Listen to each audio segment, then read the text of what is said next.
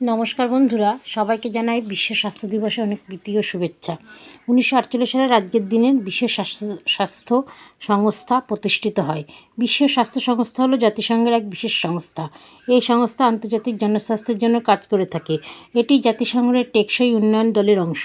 বিশ্ব স্বাস্থ্য সংস্থার সংবিধান সংস্থাটির গভর্নিং বা প্রশাসনিক কাঠামো এবং নীতি স্থাপন করে।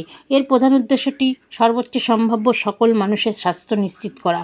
এটি অবস্থান সুইজারল্যান্ডের জেনেভাতে। এটি বিশ্বব্যাপী 6টি আধা স্বায়ত্তশাসিত আঞ্চলিক কার্যালয় এবং 160টি ভূমি অফিসের সাথে সদর দপ্তর রয়েছে।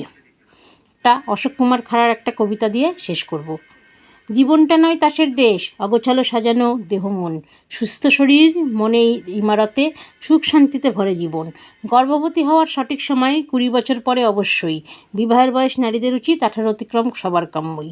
সুস্থ মায়ের সঠিক শিক্ষায় ভূমিষ্ঠ সুস্থ নিরোগ সন্তান। 7ই এপ্রিল বিশ্ব স্বাস্থ্য দিবসে সচেতনতায় মানুষ হোক আগুয়ান।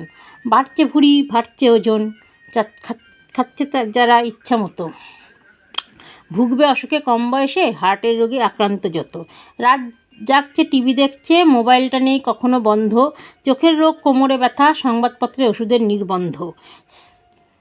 সেলফ মেডিকেশনে শিক্ষিত অশিক্ষিত সবাই জেনেছে মডার্ন চিকিৎসা। ডাক্তার দেখানোর সময় কোথায়, গুগল খোঁজায় যে ভরসা।